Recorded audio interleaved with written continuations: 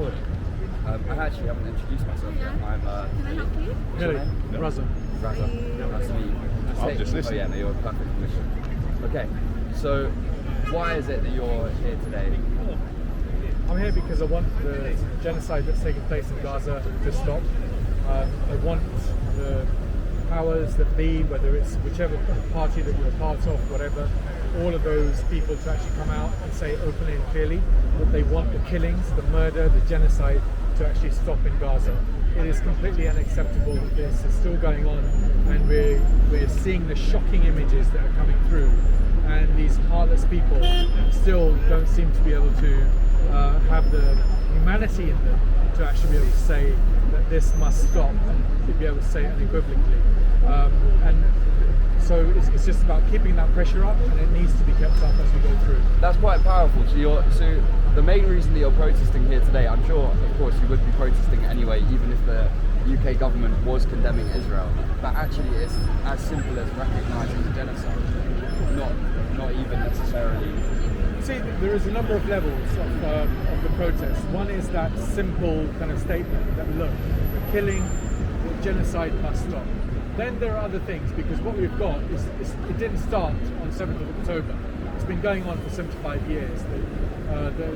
Dr. Gabor Mate, a Holocaust survivor, said that this is the longest ethnic cleansing operation of the 20th and 21st century that has ever been going on. So we're talking about something that is very, very kind of serious, deeply embedded in terms of the genocidal makeup of the settler colonial kind of mindset that comes from the Western governments and so on, that is continuing till now and is being implemented by the Zionist entity.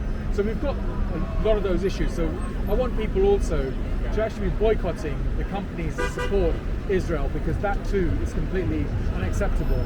And the other thing that is also being done by people like Piers Morgan, for example, and others who are in the public limelight, who are coming on and trying to delegitimize in the way that they're questioning people and so on, the concept of armed resistance.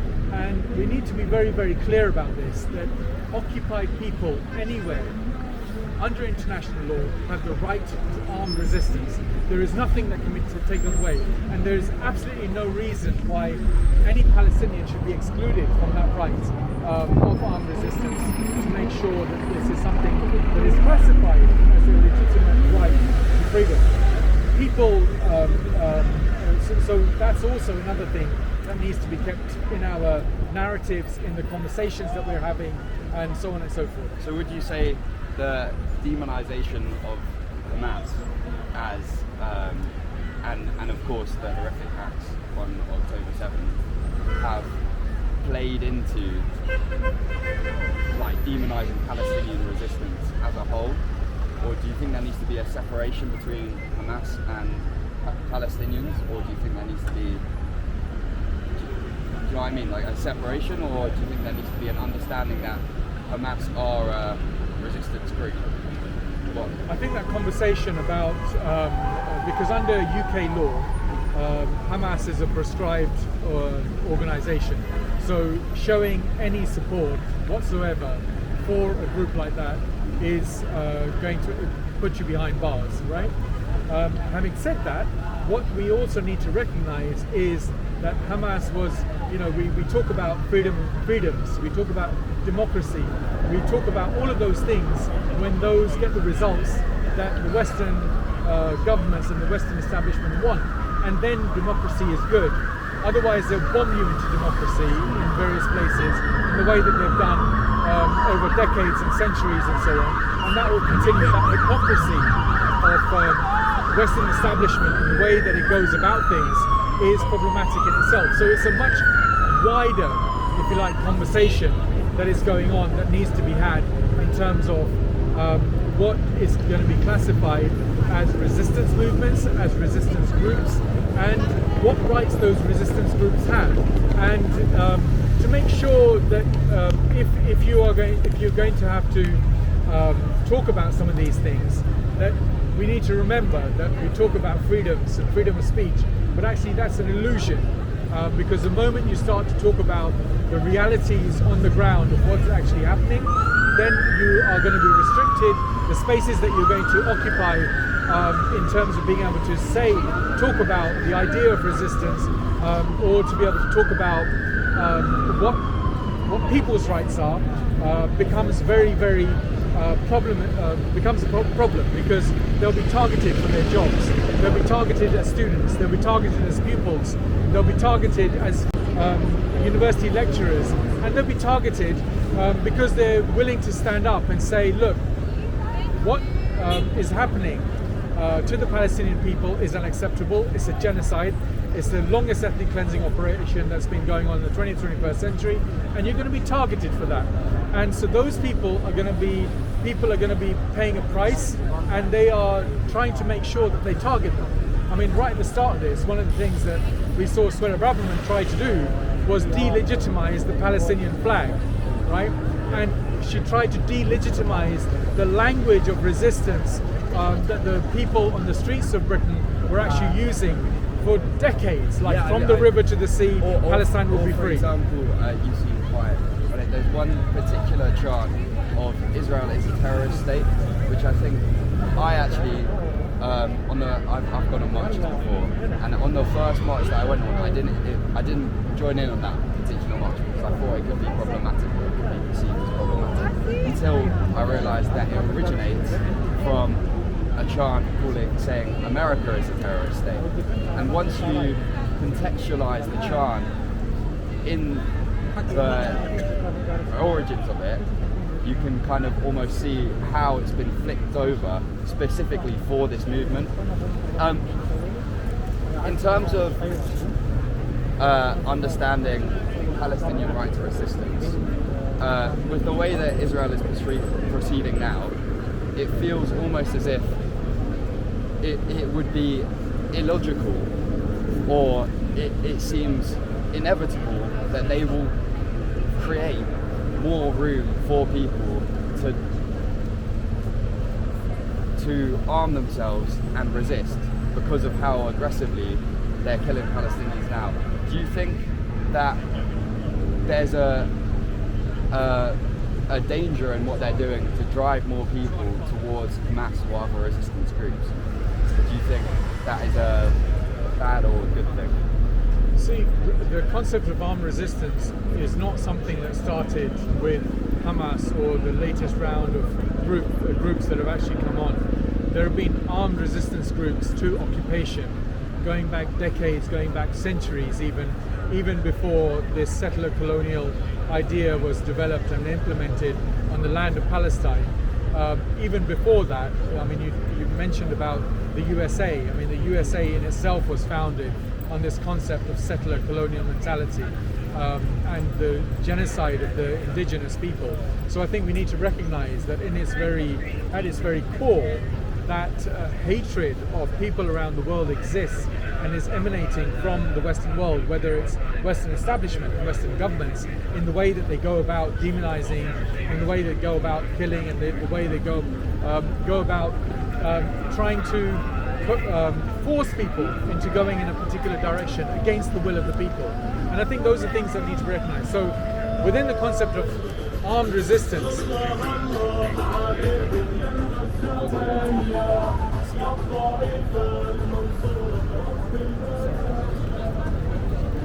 that right? Should I carry on? Okay, so within the concept of armed resistance, the phenomenon isn't anything new.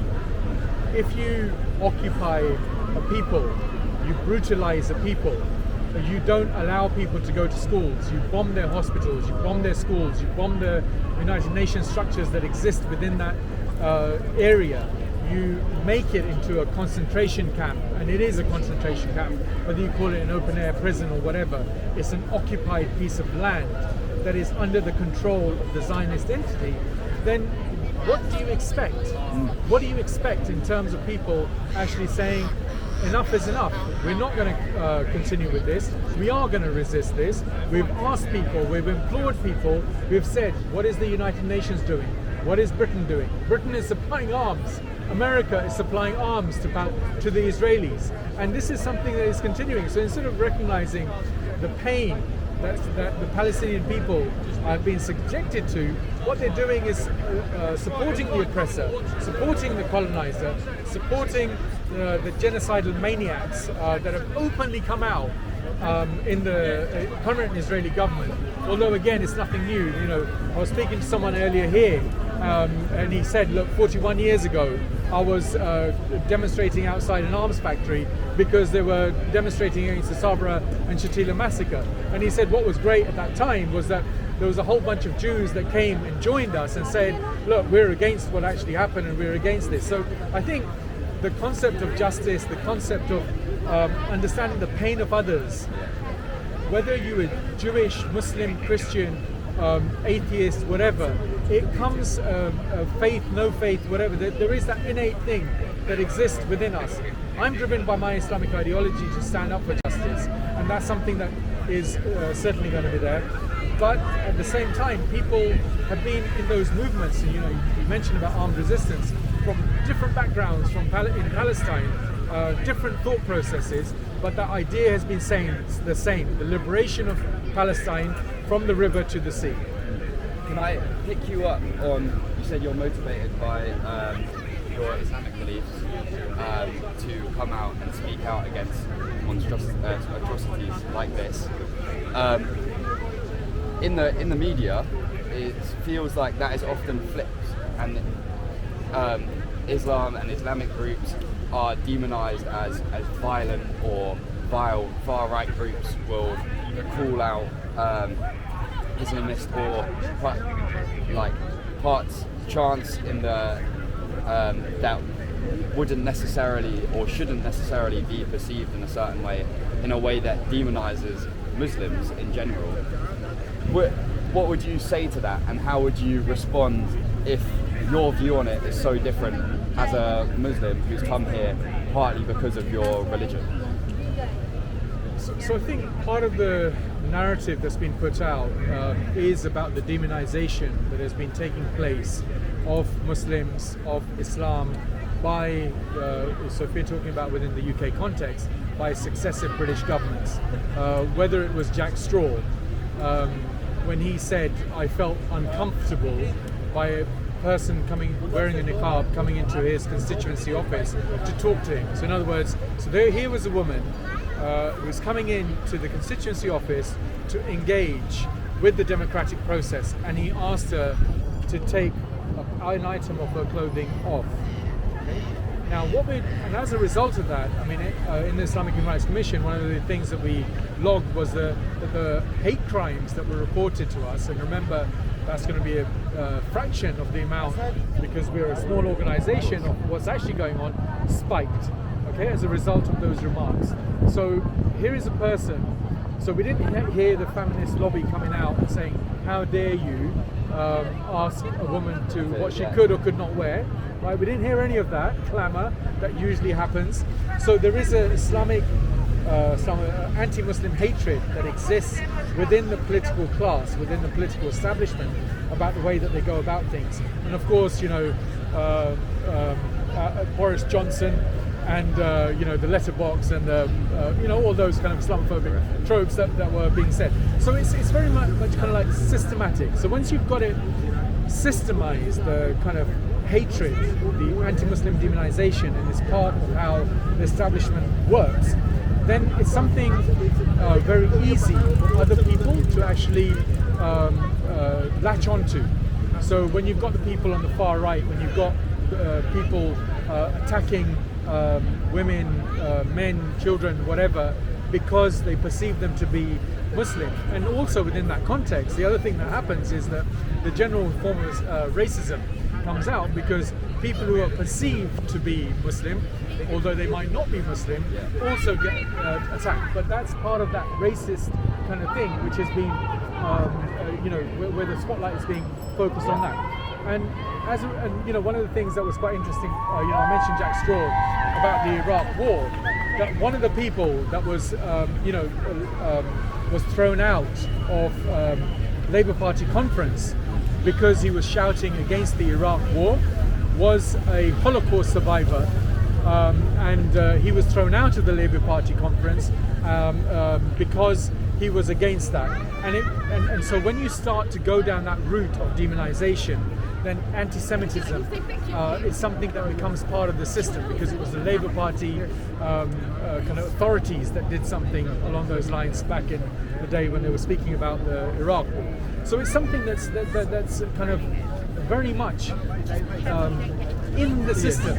And for other people, so these people, you know, one of the, for example, ulama, someone who's a religious scholar, actually said that people who are ignorant, the right-wing ignorant people who don't actually know, are also victims. So we shouldn't be targeting them. It's not them that are the problem, it's the system that's the problem. And those have got caught up in the divide and rule, in the narratives of the racist establishment, and they've taken on some of those narratives in that way. So we should be, so I'm not talking about the likes of Tommy Robinson, for example, but I'm talking about the people right who just get caught up in the rhetoric. And I reach out to those people that actually we are both victims of a racist system that is perpetuating colonialism, and we need to rise up and fight against that, because the enemy is common. I want to pick you up on that. You've half answered my question, but the other half is about the reason that you come here is the passion that you said is motivated by the love that you feel, or the connection that you feel to other people in general because of your Islamic faith. So could you talk about how Islam, from your perspective, is actually very different to how it's perceived? So I think one of the things that we do, and it's there, you know, in terms of the 2 billion Muslims that exist around the world, the reality of the individual interactions that take place on a day-to-day basis between ordinary people from faiths, no faiths, coming from different faiths, and being able to interact with each other, and so on. And you saw that on the marches, that people were coming from a diverse range of backgrounds and being able to stand together, Jewish, Muslim, people who are liberal, secular, whatever, saying that we can stand together. So this idea of marginalization, of the divide and rule that actually takes place, is part of the thing that's being forced on us, in a sense, through the institutions of the establishment. So while they will talk about diversity and inclusion and so on and so forth, the rhetoric and what actually happens is something that's quite different. But when you look at how people get on with each other, you know, you just have to, if you spin your camera around, you see a whole bunch of people that are standing here from different places, from different groups and so on, and we're interacting, you know, and it's great to see. You know, I was speaking to someone who came up from Tunbridge Wells, for example, and he's the one that told me about 41 years ago, when I wasn't even an activist, I was still in school, and he was talking about how he stood up against the Sabra and Shatila massacre, you know, and so we've got people who are, you know, who have that common sense of common decency, common feeling the pain of the other. Solidarity, absolutely. And you know, it's something that we need to understand. So that of course there are going to be difference in ideology. You know,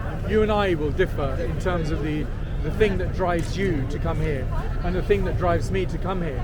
But there are going to be commonalities that we can work on, that we can work to, that we are with, right? We have that deep instinct, and I think we need to, when we talk about living with those differences, it's about that respect that we can have for each other and respect that difference that we have with amongst each other on that. I think if that's okay with you, yeah, that did answer my question. We can end that there. Thank you very much. Thank you very much. Very What's your name again? Billy. Billy. Billy. And you Raza. are? Raza. Raza. Take care. Thank you.